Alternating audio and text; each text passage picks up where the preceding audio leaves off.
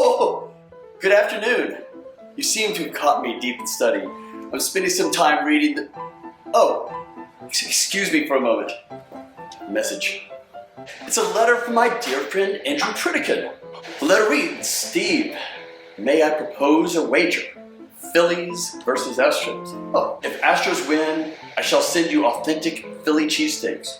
If Phillies win, you shall send me a panoply of Tex-Mex delicacy. May the best team win. Your humble servant. Oh, and Andrew has so much to be humble for. Andrew. Now, if I know my friend Andrew, I bet that rascal wants to suggest that we Texans are not the sophisticated people that we are, that we might be just a little bit rough around the edges.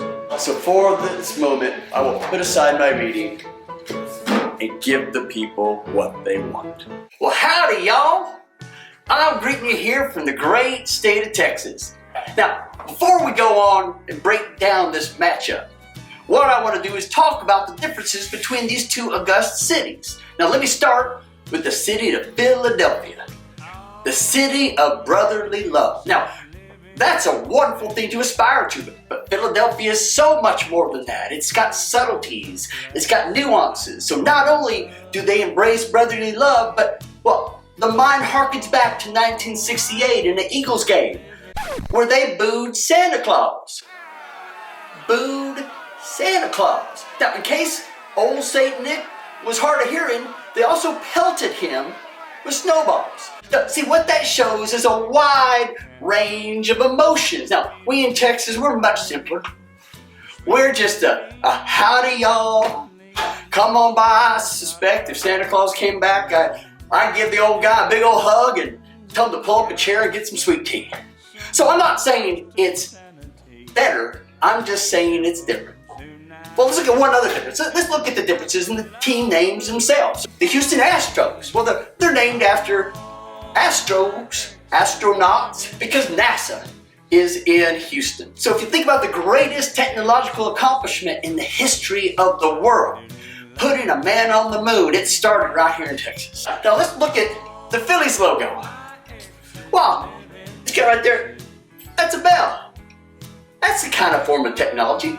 Now, it only has two moving parts, and they managed to break it, but it's still technology. So once again, I'm not saying it's better, I'm just saying it's different. Before we go further, let's look at the varying teams' strengths and weaknesses. Remarkably, these two teams are very well balanced. Let's look at the win-loss record.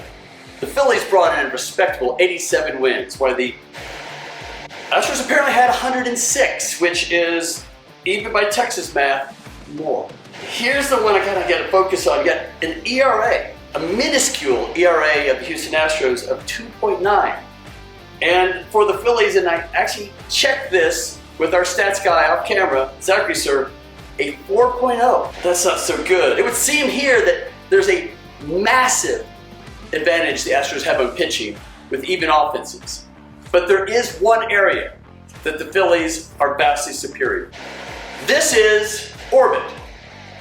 Orbit is the mascot of the Houston Astros. Orbit is wonderfully adequate, but cannot hold a candle to the super powerful phenom that is the Phillies fanatic. This is perhaps the single greatest mascot in sports. Now, here is the key. You need to get him in your pitching rotation. Start the fanatic. Now, I'll turn it over to Steve. Thank you, Steve. Before I go on, I think this is a time of a little humility. It's not lost on me that in 2017, my beloved Astros were involved in a cheating scandal. A cheating scandal that I'm sure my friend Andrew Pritikin will mention to focus on the way that my wonderful team, I'll say the words cheated, and it hurt me. It hurt me to the core.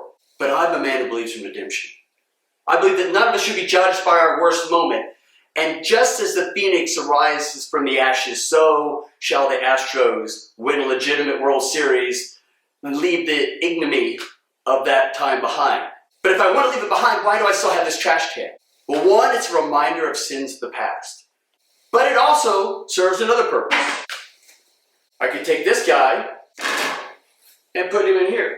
I could take this guy, Ooh, and really enjoy putting him in here. And I just want you to know, not putting it in there yet, but I'm kind of gonna lay it here right into place where it'll find its rightful home at the end of the week. Thank you for this moment of humility. I'm going to conclude on a note that you may not expect, a note of unity. A note not as a Texan or Pennsylvania, but as fellow Americans. I think it's important to you that I share a fact that few know, but all should fear. That on 3 occasions, and only 3 occasions, the Philadelphia Phillies have won the World Series. In 1929, 1980, and 2008.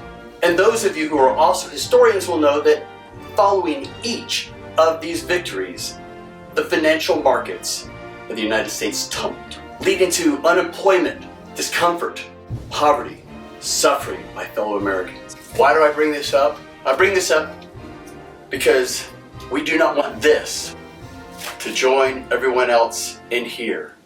No, we will not have this. So join me as an American in rooting for the Houston Astros.